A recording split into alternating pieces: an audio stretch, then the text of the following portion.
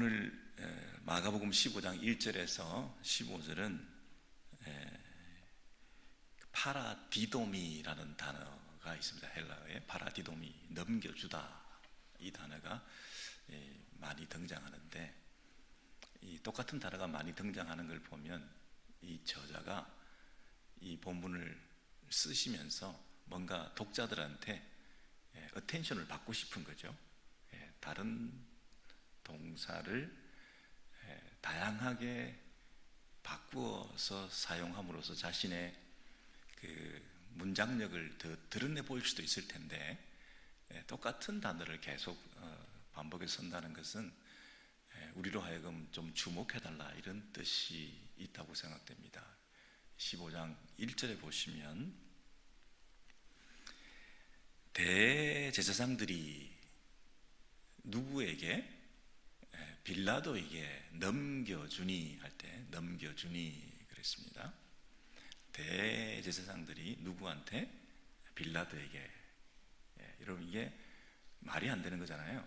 대제사장들은 유대의 지도자들이고, 그리고 유대는 로마의 압제를 받고 있는, 해방받아야 될, 그리고 적대적인 이런 관계에 있는 로마 총독 빌라도에게 넘겨줬다 하는 것이, 독자들이 볼 때 이게 말이 되나, 이런 생각을 할 수 있는 거죠. 종교적인 신앙적인 자존심도 없나? 민족적인 나름의 그 자부심을 가지고 살아야 될 유대 지도자인 대제사장들이, 그것도 복수가 다 같이 힘을 합치고 마음을 모아가지고 로마 총독 빌라도에게 예수를 결박하여 끌고 가서, 이게 말이 되나? 그냥 제안하고 문의하고 하는 것도 뭐 할 텐데, 다 힘을 모아서 다 의견 일치를 보고, 그리고 새벽에 이것도요, 밤새 신문했다는 거잖아요. 대제사장들 자기들이 모여가지고 공회에서 밤새 얘기를 하고. 여러분, 밤새 한밤에 이런 일은 불법이거든요. 할 수 없는 일이고, 그리고 가장 중요한 이 사형에 관한 법은 함부로 이렇게 다룰 수 있는 문제가 아니라, 이게 낮에 공개적으로 합법적으로 해야 될 일인데 뭔가 이상하죠. 근데 그 예수를 잡아다가 결박해서 중죄인 취급하며 빌라도에게 넘겨주었다, 그렇게 되어 있는데, 이 빌라도는 그러면 이제 누구에게, 어디에 넘겨주느냐 하면, 오늘 본문 제일 마지막 절에 15절에 보시니까, 15절에 빌라도가 무리에게 만족을 주고자 하여 바라바는 놓아주고 예수는 채찍질하고 십자가에 못 박히게 넘겨주니라 그랬습니다. 파라디도미, 또 어디에 넘겨줬냐면 십자가에 넘겨줬다 그랬습니다. 근데 십자가에 넘겨줄 때 그냥 넘겨준 게 아니라 채찍질하고 못 박히게 이렇게 넘겨줬다. 근데 그 동기가 뭐냐면 무리에게 만족을 주고자 그랬습니다. 자기의 정치적인 입지를 생각해서 사람들이 동요하고 있으니까, 이 지역에 소요가 일어났다는 소식이 본국에 들려지면 자기 자리가, 안위가 걱정되니까 좋은 게 좋은 거다, 그냥 조용히 넘어가자. 아침에 아내가 꿈자리가 이상하다, 그 예수를 어떻게 하지 마시오, 이렇게 얘기를 했음에도 불구하고 심지어 이 대제사장들 그룹이 예수를 시기해서 죄도 없는 사람을 이런 그 중죄인 취급하며 예수를 넘겨준 걸, 자기한테 넘겨받은 것을 자기도 알고 다 있으면서도 그 말이죠. 그리고 심지어 바라바는 놓아주고, 바라바하고 예수님하고 선택을 해라. 여러분 아시다시피 명절 특사에 이름은 기회를 이용해서 예수를 넘겨주는 것이, 그들의 이 죽이려고 넘겨주는 것을 막는 방법은 빌라도가 묘안을 짜내서 가장 중죄인, 살인하고 폭력을 일삼고 백성들이 다 알고 있는 이 바라바라고 하는 이 중죄인, 이 사람하고 예수를 딱 세워놓으면 사람들이 그래도 경중을 가려볼 때 그래도 예수를 살려줄 수 있을 명분을 만들기 위해서 둘 중에 누가 좋냐 얘기를 했음에도 불구하고 사람들은 예수를 계속 죽여라. 대제사장들 그룹이 무리를 충동하여 그랬습니다.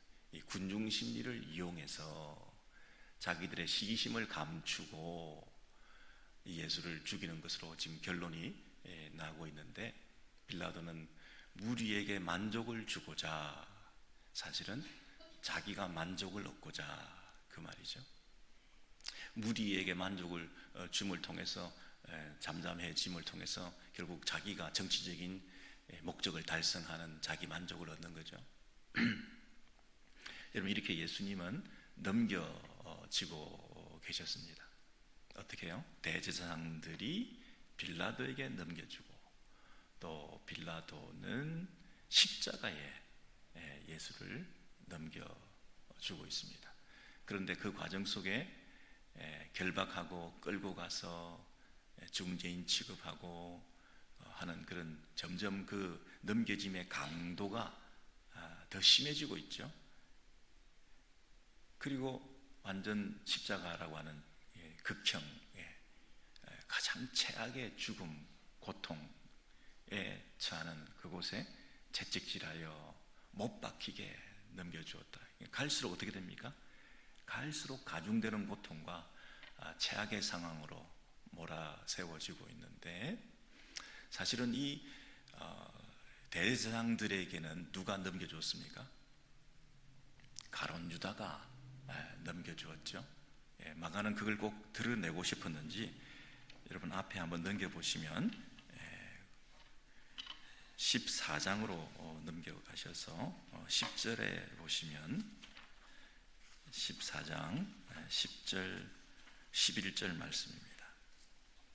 14장 10절 11절에 열둘 중에 하나인 가룟 유다가 예수를 파라디노미하고 대제사장들에게 가매 그들이 듣고 기뻐하여 돈을 주기로 약속하니 유다가 예수를 어떻게 파라디노미할까 하고 그 기회를 찾더라 그랬습니다. 예수를 어떻게 넘겨줄까? 누구에게? 가룟 유다가 대제사장들에게. 그래서 그 대제사장들이 넘겨받아서 빌라도에게 넘겨주고 빌라도가 십자가로 예수를 물건 취급하며 넘겨주었다는 거죠. 이 가룟 유다가 대제사장들에게 넘겨줄 때는 예수가 돈으로 매도할 수 있는, 돈으로 팔아넘길 수 있는 그런 물건 취급하며 예수를 비인격적인 존재로 넘겨주었죠. 그래서 그 무시, 조롱, 멸시를 당하면서 또 넘겨지게 될 때는 더 최악의 상황까지 결박하고 십자가에 못 박고 채찍질하고 하는 이런 점점 이 마치 물건이 버려져서 제일 시궁창까지 던져지는 것 같은 그런 느낌을 가지면서 사람의 손을 거쳐나가는 하나님의 아들의 죽음의 그 잔혹함과 그 비참함과 그 고통스러움에 대해서 말씀하고 계시는데요. 사실은 이 부분은 예수님께서 이미 얘기를 하시면서 제자들에게 알려주셨던 대목인데요. 마지막으로 우리 9장을 한번 보시겠습니다. 9장 31절을 보시면 9장 31절에 우리 매일 성경 앞에 부분 넘겨보시면 35페이지에 있습니다. 마가복음 9장 31절에 보시면 이는 제자들을 가르치시며 누가요? 예수님께서 이렇게 말씀하십니다. 또 인자가 사람들의 손에 파라디도미 당하여 죽임을 겪게 될 때 내가 죽은 지 3일 만에 살아나리라는 것을 말씀하셨기 때문이더라. 그 예수님의 말씀의 내용이 인자가 자기 자신이 사람들의 손에 넘겨져 죽임을 당한다, 이렇게 말씀하셨다는 것이에요. 여러분, 여기 사람들의 손, 거기 밑줄을 치시면 누구누구가 사람들의 손이었습니까? 가룟 유다, 그리고 대제사장들, 그리고 대제사장들이 빌라도에게, 이 사람들의 일련의 연속적인 그 움직임을 통해서 하나님 아들이신 예수 그리스도가 십자가에 넘겨지게 되고 있는 과정들을 누가? 예수님 본인이 스스로 이미 말씀하시고 계셨다는 거죠. 그런 면에서 지금 최악의 고통을 당하고 있는 오늘 본문의 현장으로 돌아오셔서 그 15장 1절에서 그 15절의 오늘 본문 내용을 보실 때 그 재판 모습 속에서 예수님의 그 자기 인식이라 그럴까요? 예수님의 자신에 대한, 스스로에 대한 정체성, 또는 현재 자기가 처해 있는 그 입장, 그런 것들을 밝혀야 되는 그런 상황인데, 여러분, 우리가 육체적으로 너무 큰 고통을 당하거나 질병 가운데 신음하고 있거나, 그리고 정치적인 모함을 당해서 너무나 이 마음이 불편하고 또 억울하고 너무 분하고 이런 것들로 막 가득 차고, 정치적으로 경제적으로 너무 고통스럽고 사는 게 너무 힘들고 배신과 모욕을 당하고 제자들은 도망가고 믿을 사람 아무도 없고 막 이런 것이 복합적으로 막 육체적으로, 정신적으로, 정치적으로, 관계적으로 막 찾아오게 되면 제대로 말을 한다는 게 쉽지 않을 거라고요. 그리고 포기하고 싶을 거라고요. 사람이 고문을 심하게 당하면 사실이 아닌 것도 사실이라고 인정해버리게 되지 않습니까? 인생을 포기하면 뭐 어떻게 되든 상관이 없습니다.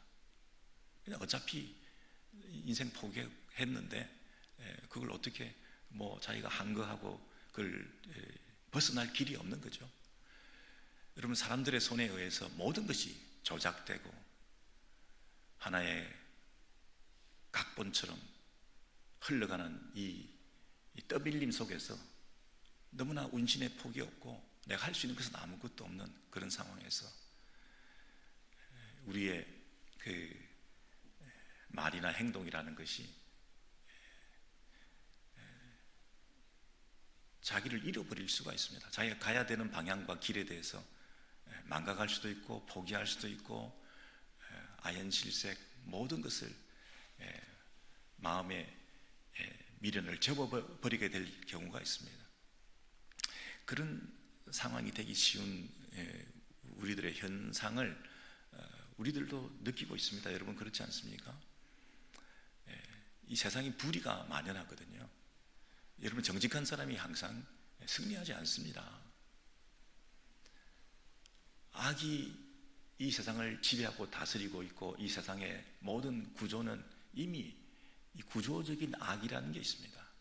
구조악 속에 살고 있는 이 소시민들의 그 정직한 삶이라고 하는 것은 이건 뭐 아무런 힘을 발휘할 수 없습니다.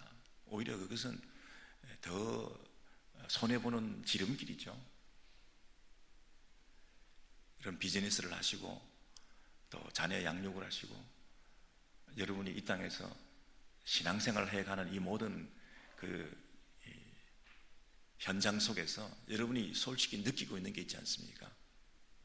이렇게 해가지고는 또 욕먹고 또 저렇게 정직하게 살아가지고는 오히려 더 비난당하고 결과적으로 이게 뻔한 싸움이거든요. 한번 여러분 비즈니스 하실 때 정직하게 깨끗하게 올곧게 정말 투명하게 한번 해보십시오. 망하나 안 망하나. 100% 망할 거요. 그렇게 살아가는 그 삶의 모든 순간순간 우리가 선택을 강요당하고 살고 있는데 이 빌라도가 오늘도 선택을 해야 되는 거죠. 진실이냐 거짓이냐. 예수님을 향해서 우리가 판결을 내려야 되는 거죠. 새벽에 갑자기 들이닥쳤습니다. 근데 무리들이 소리를 지르고 요구를 하는 바람에 어떻게 거절을 할 수가 없습니다. 선택을 해야 돼요. 선택해야 되는데 이것저것 따져보니까 분명히 이게 옳은데 이 옳은 대로 선택하기에는 너무나 위험 부담이 많고 여러 가지 변수들이 많으니까 이건 좀 생각을 해봐야 되겠는데, 묘수를 짜고 이 생각 저 생각해서 정치적인 방안을 가지고 뭔가 피할 길을 내보려고 하는데 결국은 어떻게 됩니까? 우리가 만족하는 대로, 사실은 내가 만족스러운 대로 거짓을 선택하고 마는 것이죠. 오고 오는 세대에 사도신경을 암송하는 많은 사람들이 본디오 빌라도에게 고난을 받으시고 그 이름을 덜먹거리게 될 줄은 자기는 몰랐겠죠. 이 매일의 선택의 순간에서 우리는 이 전체적인 이 흐름을 역행한다는 것은 참 어렵습니다. 그래서 사람들의 손에 의해서 계속해서 더 악한 쪽으로, 더 추악한 그 그림을 드러내면서 이 세상은 썩은 냄새가 나는 쪽으로 흘러가고 있는데, 우리는 그 가운데 정면으로 맞서서 싸울 용기도 없고, 심지어 가장 큰 권력자였던 이 빌라도조차도 거짓을 선택하고 맙니다.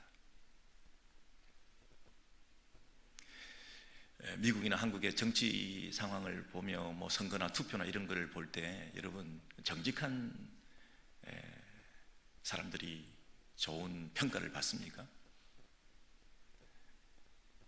고모 술수가 난무하는 정치판에서 여러분, 그렇게 아주 순진한 정치인들이 결국 살아남던가요?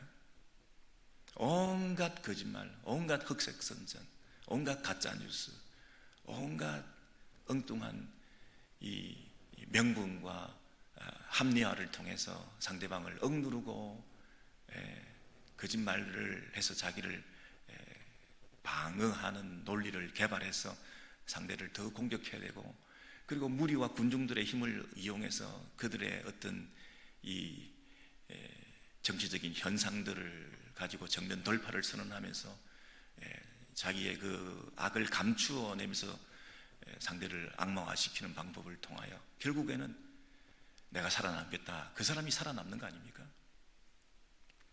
여러분, 그런 걸 보면서 우리는 좀 실망스럽죠. 그리고 무력감을 느끼지 않습니까? 과연 이 바닥에서 살아남을 수 있을까? 그래서 순전한 사람들은 정치판을 떠나죠. 조금 해보다가 여기는 아니구나 하고 떠나게 됩니다. 여러분 어떻게 하시겠습니까? 신앙생활을 떠나시겠습니까? 이렇게 이 두 세력의 첨예한 대립의 상태에서 너무 긴장감이 너무나 극도로 계속될 때에 우리가 영적 피로감이라고 하는 것이 찾아오게 되면 우리는 한 발 물러나서 좀 쉬고 싶습니다. 낙향하겠습니다. 옛날에 다 해봤습니다. 나도 신앙생활의 최전선에 서서 믿음으로 살려고 애를 써봤는데 그게 쉬운 일이 아니라는 걸 알고는 적당히 거리를 유지하는 방법을 택할 수밖에 없습니다. 그렇게 너무 심하게 열심히 믿다가 큰 거 다친다, 적당히 해라, 예수 믿는 거 적당히 믿으라. 여러분, 그러고 싶은 게 우리들의 마음이고, 우리 솔직히 자녀들에게 해주고 싶은 어떤 비밀스러운 어드바이스 아니겠어요? 일단 성공해라, 일단 살아남아라, 일단 돈을 벌어라. 그러고 싶은 게 사실 이 오랜 신앙생활의 마지막 결론 같은, 여러분, 이런 상황이 지금도 계속되고 있는데 예수님께서는 어떻게 하셨을까요? 예수님께서는 네가 유대인의 왕이냐 이렇게 물으셨을 때 네가 옳도다, 그 말은 하셨어요. 근데 다른 모든 고소 고발 사건이 많다, 너를 정죄하고 비난하는 많은 이 너의 그 죄목들이 지금 많이 와 있다. 여러 가지로 사람들이 고발한다. 이렇게 빌라도가 물었을 때 예수님은 아무 대답도 하지 않으셨다. 그들이 얼마나 많은 것으로 너를 고발하는가 이거 봐라. 예수께서 다시 아무 말씀도 하지 않으셨다. 빌라도가 그것이 너무나 놀랍게 여겼다. 이렇게 오늘 본문은 말하고 있습니다. 네가 유대인의 왕이냐? 예수께서 네 말이 옳도다. 여러분, 예수님께서는 옳도다. 그 진리에 대해서는 옳게 자신의 정체에 대해서 말씀해 주셨지만 이런저런 거짓말들에 대해서 그것을 일일이 변명하고 계시지 않으셨다는 것입니다. 여러분, 일일이 변명하지 않았다는 얘기는 이 세상 역사를 주관하고 계시는 한 분 하나님께서 결국에는 다 아신다는 전제가 있는 거죠.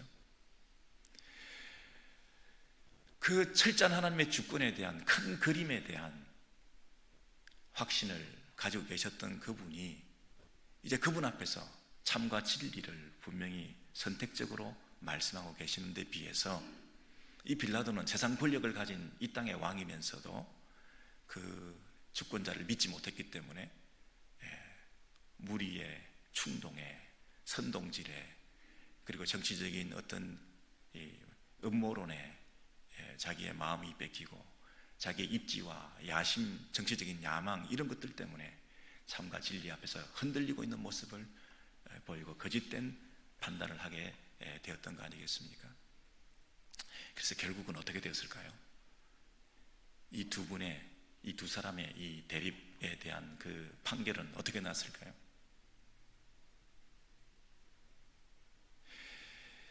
사도행전 5장에 보면 이런 말씀이 있습니다. 제가 참 좋아하는 말씀인데요.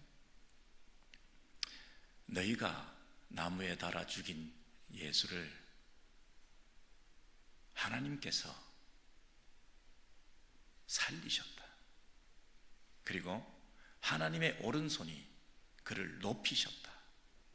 여러분, 이게 참 놀랍지 않습니까? 너희가 나무에 달아 죽인 예수를 하나님이 살리셨다. 하나님의 오른손이 그를 높이셨다.